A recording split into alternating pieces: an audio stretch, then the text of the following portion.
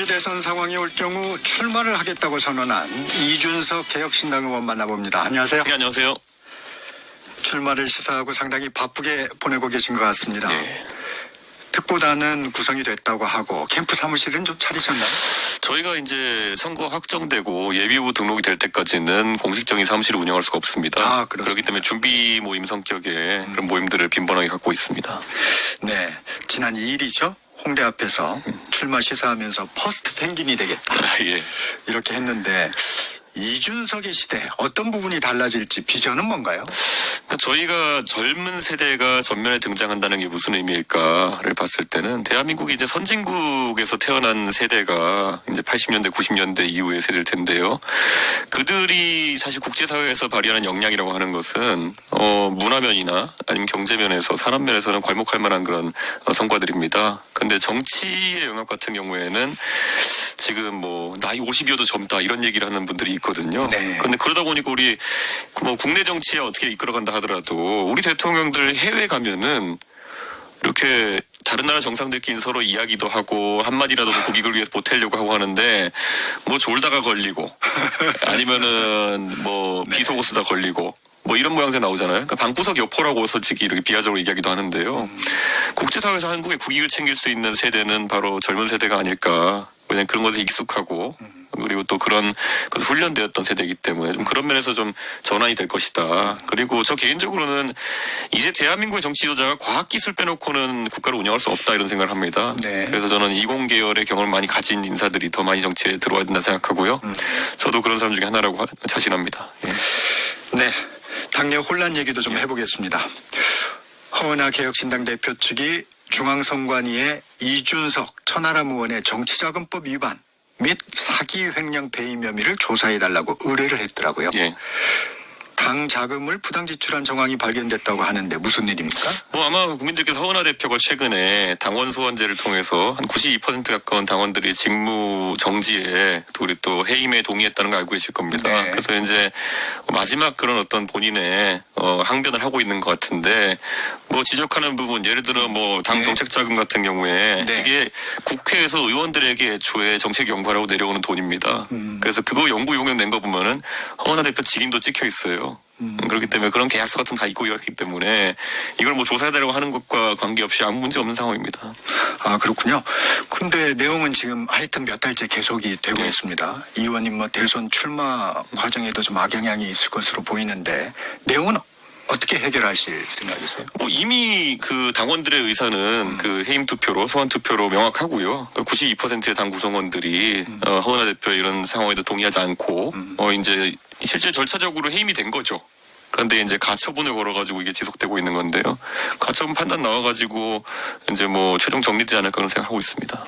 이 의원은 사실상 당원의 92%가 찬성을 했기 때문에 내부적으로 좀 정리가 됐다. 그렇죠. 그리고 언론인들도 사태 파악이 되고요. 실제로 제가 뭐 허은하 대표를 비난하거나 이러지 않지 않습니까? 그냥 저는 해명만 할 뿐이지. 그런데 허은하 대표가 허은하 전 대표죠 이제 최근 며칠간 굉장히 원색적인 이제 비난을 저나 선하람 의원, 이주영 의원 등에 대해서 하는 것 같은데 뭐 대충 국민들이 어떤 상황인지 알 것 같습니다 이제. 네. 민주당 장경태 의원이 예. 개혁신당이 살아남으려면 대선 후보를 내야 되고 네. 이준석 의원의 목표는 결국 국민의힘으로 복귀하는 것이다. 이렇게 본다. 이런 말을 했는데 레이스를 시작하던 후보자에게 우문입니다만 국민의힘으로의 복귀 전혀 가능성이 없는 건가요? 전 전혀 가능성 없다고 얘기하고 있고요. 장경태 의원이 뭐 저랑도 친하지만은 원래 보통 정치인들은요 본인의 입장에서 본인이라면 어떨까에 대해서 판단해서 평론을 하는 경향성이 있어요. 네. 그러니까 뭐 장경태 의원은 비슷한 상황에 놓이면 본인이 그런 판단을 하겠다는 의지인 것 같은데 글쎄요. 전 장경태 의원보다는 제가 더 큰 관점에서 정치를 하고 있다고 생각합니다.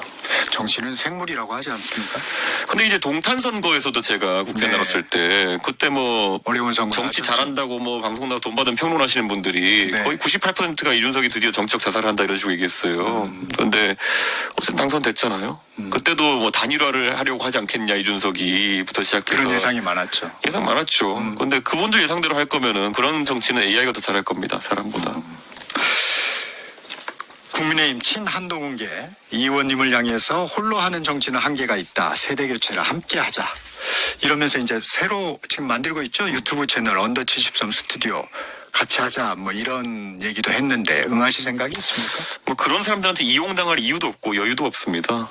예. 그리고 이게 제가 아까 모두에 말했던 것처럼 대한민국의 평균 연령이 45세 정도 됩니다. 44, 45, 46세 정도가 평균 연령인데요. 한동훈 대표가 이미 53세입니다. 한국 나이로. 그러면 이제 정치적으로나 아니면 사회적으로 원숙기에 접어듦을 강조해야 되는 건데 이게 본인의 그 나이 위치를 잘 모르시는 분들이 60대도 젊은 세대라고 네. 주장하시는 분들이 있으세요. 네. 그러니까 이게 상대적으로 이제 본인은 판단하시겠죠. 본인 주변에 있는 사람들이 자기보다 나이 많으니까. 그런데 저만 해도 나이가 이제 40인데 네. 20대, 30대 대학생이나 아니면 사회초년생들을 보면은 저도 이제 저 세대를 이해하려면 공부를 많이 해야겠구나는 생각하면서 제가 어디 가서 점다소 이런 거 하려고 안 하고 노력 많이 하는데 약간 한동훈 대표는 정치 재개 선언을 하기 직전에 컨셉이 잘못 잡힌 게 아닌가 이런 생각이 듭니다. 53세면은요 예전 같으면은 손자볼 나이입니다. 예, 예전 같으면 뭐 25살에 결혼하고 이런 시대에는 네. 53세면 손자보죠. 그러니까 너무 이런 컨셉 안 했으면 좋겠다. 이런 게 옛날에 정치하실 때 여의도 사투리 안 쓰겠다 그랬잖아요. 53세가 젊다고 하고 다니는 게 여의도 사투리의 극한입니다. 이 세대 교체라는 부분을 함께하기는 조금 적절치 않다. 이 컨셉이 안 맞는데 본인이 젊다고 생각하시니까 네. 같이 해줄 수도 없고 네. 예, 굳이 조언하는 입장에서는 컨셉 잘못 잡으신 것 같다. 네.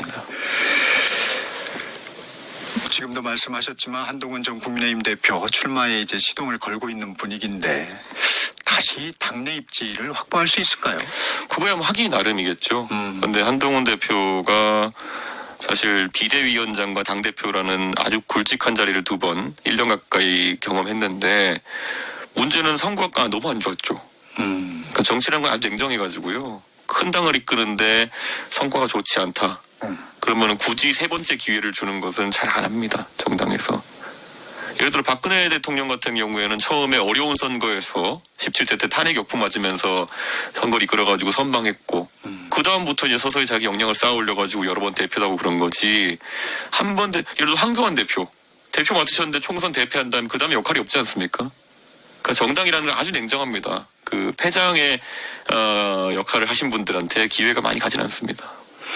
하여튼 끝까지 가겠다는 입장을 피력하고 계신데 그러면 이제 보수 진영에서 네. 국민의힘 내 잠룡들 중에서는 어떤 분이 가장 힘든 상대라고 보세요? 저는 사실 한동훈 대표 빼놓고는 나머지 분들은 두루두루 다 친합니다. 예, 그분들과 정치를 같이 한 적도 있고, 그리고 같은 선거 캠프에서 제가 그분들 당선을 도왔던 적도 있고, 네. 하기 때문에 저는 그분들과 사적인 소통을 하고, 아직까지도 합니다. 그런 건 전혀 문제가 없습니다. 하지만 최근에 국민의힘의 인사들이 안 그랬던 분들도 무슨 뭐 탄핵 반대, 그리고 뭐 부정선거 음모론 이런 거에 대해서 명쾌한 입장을 못 내고 계시거든요. 그래서 최근에는 연락을 해도 그냥 통상적인 인사 정도만 하고 그런 일적인 얘기는 거의 안 합니다. 힘든 상대는 뭐 구체적으로 얘기를 안 하시는군요. 뭐 사실 별 차이가 없어 보입니다. 그냥 입장들이 좀 선명하게 달라지는 것 같지 않아가지고 주장에. 네. 예. 의원님, 정치여정담은 다큐멘터리 3월에 개봉을 한다고 하는데 예. 이 준수톤 이어원이라는 제목이라는데 무슨 뜻입니까? 근데 제가 정말 모릅니다, 이거를. 그러니까 이게 뭐냐면 이 그렇습니까? 영화에 네. 대해 가지고 네. 많은 분들이 뭐 선거용 아니냐 그러는데 네. 사실 이 2023년 초부터 이 다큐멘터리 감독팀에서 저를 쫓아다니면서 찍은 거거든요. 아하. 그러니까 저희가 제작한 게 아니에요. 음. 그러니까 저에 대한 영화를 그 독립영화 만드는 팀에서부터 뭐 제가 출연료 받는 것도 아니고 저희가 제작비를 지불하는 것도 아니고 마찬가지로 뭐 거기서 영화가 흥행한다 해서 제가 돈 받는 것도 하나도 없고 뭐 이런 거거든요. 그렇게 된 거군요. 그래서 이 배급사에서 뭐 어제 보니까 김건희 여사에 대해 가지고 퍼스트레이디라는 영화도 배급했다고 하는데 사실 그게 김건희 여사 미화하는 영화도 아닐 뿐더러 김건희 여사한테 수익금을 분배하는 영화도 아닌 것처럼 이거는 한 정치인의 여정에 대해 가지고 관심을 갖고 제작사에서 제작한 거고 저는 거기에 촬영 동의만 했을 뿐입니다. 아하. 실제 이 영화의 시사를 본 분들이 이거 미화하는 영화 아닌데요 이렇게 얘기하는데요. 아, 그래요? 예.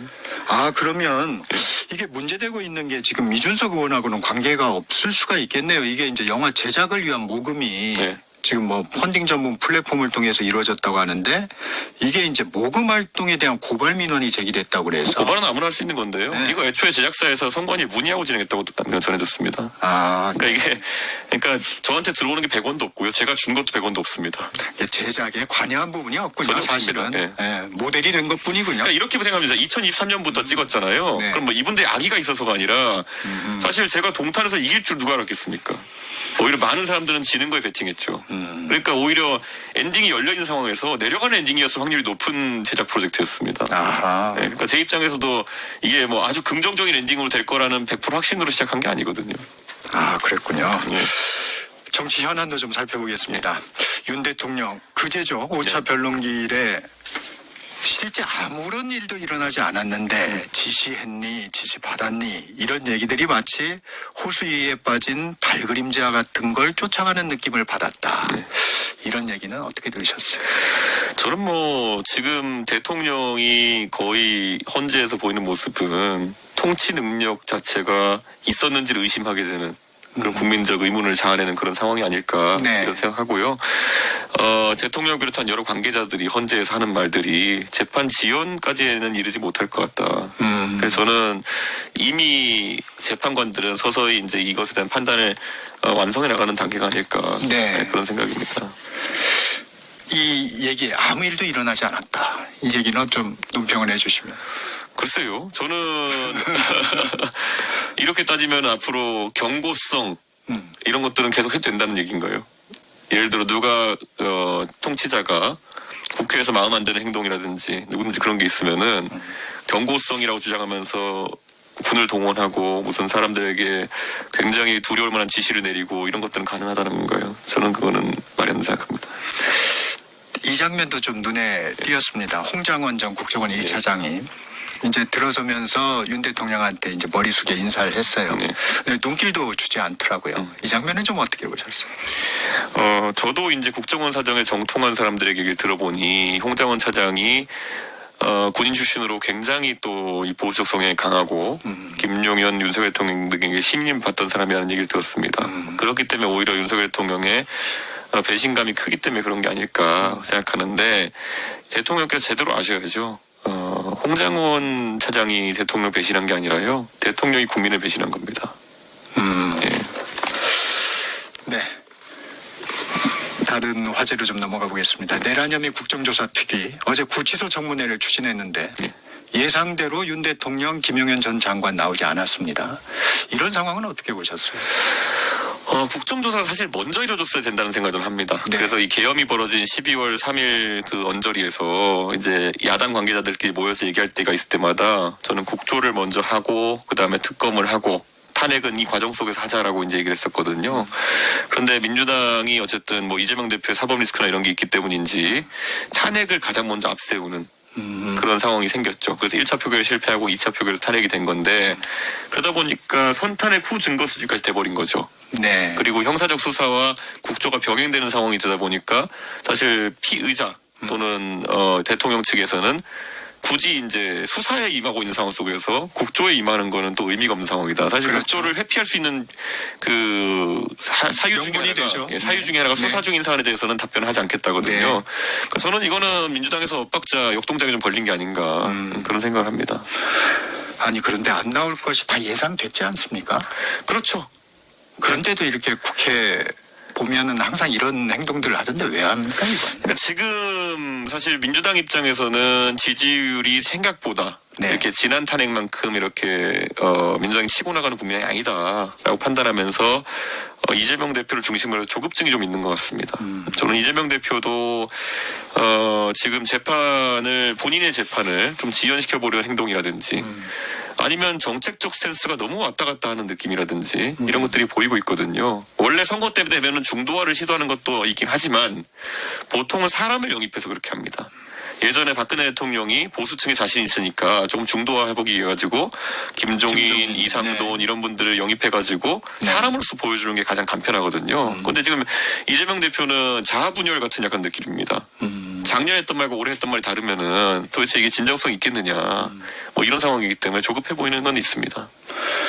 근데 이제 이게 국민의 관심이 받았던 게 이제 재판 연기 뭐 이런 부분 때문에 관심을 받았던 건데 이재명 민주당 대표가 선거법 위반 사건 항소심 재판부에 위헌법률심판 제청을 신청했는데 들어가면서 네. 재판은 지연 없이 신속하게 진행될 겁니다. 이런 얘기를 했어요. 이거 굉장히 저희도 좀 혼란스러운 상황인 것 의아스러운데. 같습니다. 네. 그러니까 사실은 재판 지연을 하고 싶은 게 마음이고, 근데 입과 머리가 따로 노는 그런 상황인 것 같거든요. 근데 저는 이거 국민들이 굉장히 안 좋게 보일 거다. 왜냐하면 대통령이 반헌법적 행위로 지금 탄핵심판 받고 있는데 이재명 대표가 재판 지연을 하는 이유는 딱 한 가지일 거거든요. 자, 우선 본인이 무죄를 확신하면은 빨리 받아서 이걸 청소해야죠, 이거 상황을, 사법 리스크를. 그러니까 무죄를 확신하지 못하는 상황인 것 같다. 그리고 두 번째로는 헌법 84조에 보면 이제 그 대통령에 대한 불소추권 있지 않습니까? 네. 이게 대통령이 어떤 검찰 수사받고 기소되는 걸 하지 않는다는 건데 이 불소추권이 재판 안 받는다까지 포함하는지를 놓고 그건 아직 명확하지 않죠. 그걸 이제 헌법학자들이나 이런 사람들이 이론이 있는 상황이거든요. 네. 그런데 어쨌든 트럼프처럼 뭉개겠다는 거 아닙니까, 이제. 그래서 이재명 대표가 만약에 사실 그 헌법상의 불소추권이 있는 이유는요. 재임 중에 이런저런 통치행위를 하는데 그걸 가지고 야당에서 계속 고소고발전 해가지고 대통령이 수사받으면 되겠느냐. 그러니까 그 임기 중에는 재임 중에는 원 없이 일해라라는 취지로 만들어 놓은 거지. 재임 한참 전에 해놓은 본인의 개인적 과실을 이걸로 덮어라는 의도가 아니거든요. 저는 그래서 그런 의도 자체가 반헌법적이다. 저는 이렇게 봅니다. 이렇게 기소돼서 재판을 많이 받는 분이 지금 대통령 선거에 출마하는 것도 처음이라서 이런 혼란이 있겠지만은 그 헌법 조항의 취지는 재임 중에 원 없이 일하라는 거지. 당선되면 자신의 과거 죄를 다 덮어준다 이게 아니거든요. 그래서 저는 그런 이재명 대표의 의도 자체가 반헌법적이다. 우리가 반헌법적인 대통령 가고 나서 반헌법적인 또 다른 대통령 후보가 나오면 되겠습니까? 이 재판부가 받아들일 가능성이 있을까요? 전혀 없습니다. 그거 이미 그 허위사실 공표에 대한 그 선거법 조항은 몇 번 그런 위헌법률 심판을 받은 적이 있는데 거기서 전부 다 이제 대부분 다 이제 뭐 문제 없으면 나왔거든요. 근데 이재명 대표도 법률가 아닙니까? 네. 그런데 왜 하는 거죠? 이게 받아들일 가능성도 따져봤을 텐데. 제가 그래서 정치판에서 좀 이 법률가들의 법조인의 수를 줄여야 된다 했던 게요. 이 이재명, 윤석열 두 분 다 법률가로서 법조인으로서 정치를 하다 보니까 서로 누구를 어떻게 사법적으로 보낼 것이냐, 나를 어떻게 방탄할 것이냐만 연구하다가 세월이 다 갔어요. 저 솔직히 지난 대통령 선거도 대장동이 네 거냐 내 거냐 갖고 이제 싸웠지. 솔직히 국민의 삶에 도움되는 경제정책이나 아니면 교육정책 하나도 기억나는 게 없거든요. 저는 이재명 대표의 교육정책이 뭔지, 윤석열 대통령의 교육정책이 뭔지 아직도 모릅니다. 선거가 지난 뒤 3년이 지났는데도. 저는 마찬가지로 이제 다가오는 조기 대선에서는 좀 이런 법률 법조계 인사들이 뭐 다른 전문성을 드러내면 좋은데 이런 네. 방탄이나 뭐 상대 감옥에 넣겠다 복수하겠다 이런 거로 좀 등장 안 했으면 좋겠습니다. 의원님께서는 여당의 개헌론의 움직임 비판하셨습니다. 어떤 면에서 좀 진정성이 의심됩니까? 개헌이라는 건요, 자신의 가진 권력을 내려놓으면서 할 때 가장 진정성이 있습니다. 그러니까 예를 들어 여권이 여당이 된 상황에서, 우리가 여당인데 의석이 좀 부족하니까 협치하기 위해 가지고 민주당에게 우리의 권력을, 여당으로서의 권력을 일부 내놓을 테니까 국회의 권력을 일부 제어하는 형태로 해서 개헌을 해보자. 이러면 굉장히 진정성 있는 얘기죠. 근데 지금 다 뭐 집이 다 불타버리고 대통령 탄핵된 상황이고 거기다 여당은 소수당이고 대선 1위는 이재명 대표가 있는 상황 속에서 야 이제 나라를 위한 개헌해보자 그러면은 권력에 되게 가깝다고 생각하고 감옥만 안 가면 권력이라고 생각하는 이재명 대표에게 그게 먹히겠습니까? 그럼 현실적으로 타이밍상 안 되는 거죠. 그러니까 안 되는데 공중에 헛발질하는 고양새가 될 테니까 저는 개헌 자체는 굉장히 찬성입니다. 이 87년 체제의 낙후성을 한번 극복할 때가 됐습니다. 그래서 저도 원하는 개헌의 방향이 있지만은 지금 국민의힘이 개헌을 시도한다? 사실 그거는 진정성이 떨어집니다. 의원님께서 이 얘기도 해서 좀 논란이 일고 있어요. 서부지법 폭동과 동덕여대 사태는 수법과 본질이 동일하다. 네. 어떤 의미입니까? 결국 말로 안 되는 거를 폭력으로 해결하려고 하는 것은 민주사회에서는 어지간해서 동의하기 어렵습니다. 그래서 이 동덕여대 같은 경우에도요. 그 학내 구성원들을 협박하고 그리고 학교 기물을 파손하고 그리고 또 뭐 디도스 공격을 해가지고 학교 서버를 마비시키려고 하고 여러 가지 형태로 학교 내에 평온을 해치는 그게 이제 폭력의 폭동의 기준이거든요. 그래서 실질적인 기능을 하지 못하게 만드는 일이 있었기 때문에 저는 민주당의 고민정 의원을 위시한 일부 의원들이 이 사태를 미화하려고 하지만은 폭력은 폭력에 대해 가지고 항상 강한 대처를 해야 된다. 이게 정치적으로 용납하면 안 된다. 저는 그런 주장을 하고 싶습니다. 이제 민주당도 보수 쪽에 여권의 이제 잠룡들을 좀 견제하는 것 같습니다. 민주당이 정치부록고 명태균 씨 관련된 검찰 수사가 지지부진하면서 김민석 최고위원이 이런 얘기를 했어요. 계엄 직전까지 속도가 붙은 상원지검의 명태균 수사 관련 소식이 사라졌다. 명 씨의 입이 열리면 홍준표, 오세훈, 이준석 등 국민의힘 계열 정치인들이 줄초상 날 것이라는 의혹이 맞는지 밝혀야 한다. 어떻게 생각하세요? 그게 밝혀야 된다라고 하면서 이름까지 거명하는 거는 그러면 그런 결론이 날 때까지는 계속 지지부진하다고 주장할 건지 이게 사실 수사에 있어서 가장 안 좋은 양태가 내가 원하는 결론이 날 때까지 수사를 제대로 해라라고 압박하는 거거든요. 김민석 의원님이 뭐 그런 정치인들이 연루돼 있다는 증거가 있으면 본인이 까면 되는 거지. 그거를 검찰이 우리가 원하는 결과 안 내놓으면은 계속 수사가 지지부진한 거야. 그러면 본인이 원하는 결과가 있다는 걸 주장하는 것밖에 안 되는 거거든요. 김민석 의원님도 예전에 굉장히 총기 있는 정치인으로 추앙받을 때와 달리 이 결과 정해놓고 우격다짐하자는 주장을 하시는 거는 이해가 가지 않습니다. 지난번에도 이제 이 명태균 씨 관련해서 한번 말씀을 주신 적이 있는데 이게 이제 여권의 잠룡들에게는 어떤 얘기가 나올지 좀 국민들도 참 궁금한 부분이기도 합니다. 이 부분이. 근데 증거가 있으면 다 공개하고 거기에 따라 가지고 국민의 판단을 받으면 되지 않을까요? 저는 명시적으로 계속 얘기했던 것이 저는 명태균 씨와 돈 한 푼 주고받은 것도 없고 제가 여론조사를 의뢰한 적도 없고 저는 거기에 대해서 다 제가 설명한 상황이기 때문에 그거에 반례를 가져오면 되는 겁니다. 네. 마지막에 전망 좀 해보겠습니다. 마은혁 헌법재판관 후보자 임명 보류와 관련해서 헌법재판소가 조속한 시일 내에 결정할 수 있다고 보세요? 저는 여기에 대해서 제가 예측을 보탤 필요는 없을 것 같은 게 이 헌법재판관이 8명이고 9명이 관계없이 저는 만장일치로 어떤 판단이 나올 것이다. 이런 생각합니다. 예전에 박근혜 대통령 탄핵 때도 언론에서 이제 처음 겪어보는 제대로 된 탄핵이니까 재판관들 성향을 분석하고 그래서 6대 몇 3이니 이렇게 예측했지만 결국 만장일치 탄핵이 나왔거든요. 저는 헌법재판관들이 다 법률에 정통한 분들이고 누군가는 이걸 내란으로 판단하고 누구는 아니라고 판단한다? 그럴 확률은 좀 낮은 편이다. 왜냐? 다른 것들 예를 들어서 낙태라든지 아니면 몇 가지 기본권에 대한 부분은 내 정치적 성향이 이것이 옳다 그러다 영향 미칠 수 있지만은 이거는 법조문에서 내란이냐 아니냐 아니면 이걸 이제 대통령이 직문할 수 있냐 없냐면 좀 명확한 사안이거든요. 그래서 저는 이런 거 너무 줄다리기 안 했으면 좋겠습니다. 네, 오늘은 여기까지 듣겠습니다. 이준석 개혁신당 의원과 말씀 나눴습니다. 고맙습니다. 예, 감사합니다.